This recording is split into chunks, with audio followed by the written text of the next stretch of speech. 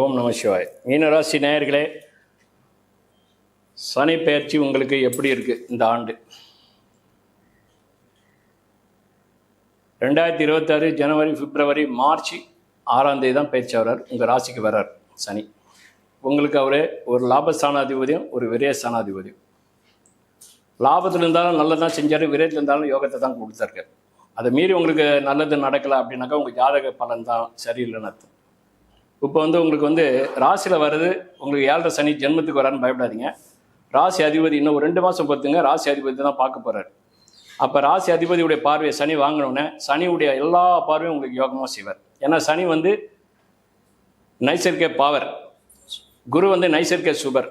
குருவோட பார்வை உங்கள் ராசிக்கு அதிபதியுடைய பார்வை அவர் கடகராசியில் பூர்வ புண்ணியஸ்தானம் சொல்லக்கூடிய 5ஆம் வீட்டில் கடகத்தில் போய் உட்காந்து உச்சநிலை பெற்று அவருடைய சாரத்தை அவருடைய பார்வையில் சனியோட சாரத்தில் வாங்கி அவருடைய பார்வை உங்கள் குரு பார்க்க போகிறார்.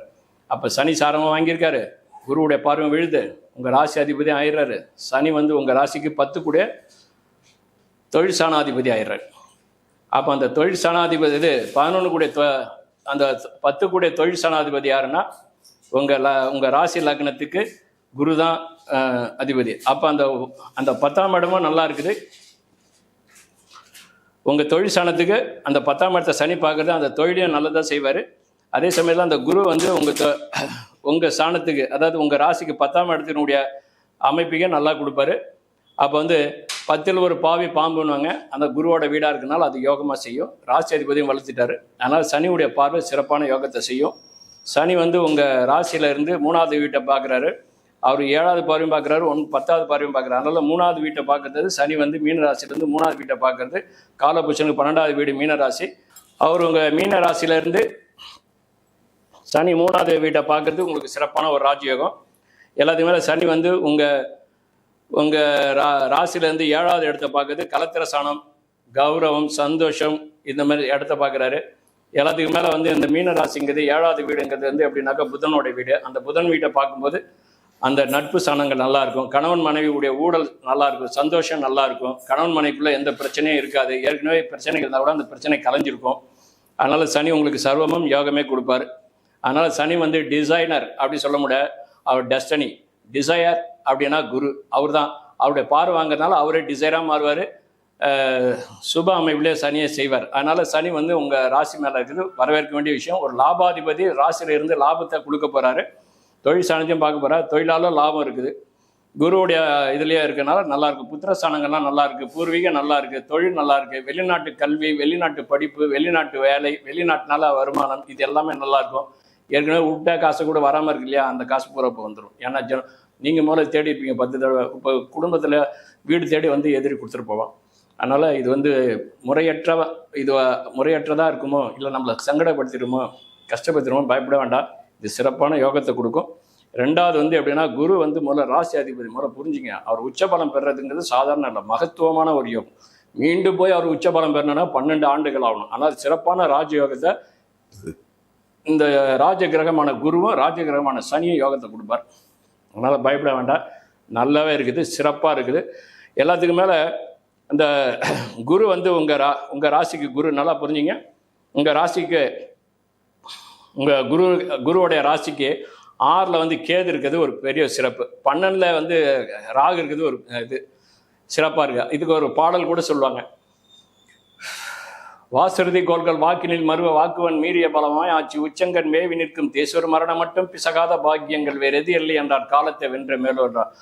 அதாவது வாசுருதி கோள்கள் வாக்கினில்னாக்கா ராகு 2ல் இருக்கார், 8ஆம் இடத்துல கேது இருக்கிறார். அதனால வாசுருதி கோள்கள் வாக்கினில் மருவ வாக்குவன் மீறிய பலமாய் ஆட்சி உச்சங்கன் மேவி நிற்கும் தேசொரு மரணம் மட்டும் பிசகாத பாக்கியங்கள் வேறு எது இல்லை என்றார் காலத்தை வென்ற மேலோன்றார். அப்போ ஞானிகள் சரியாக தான் சொல்லியிருக்காங்க.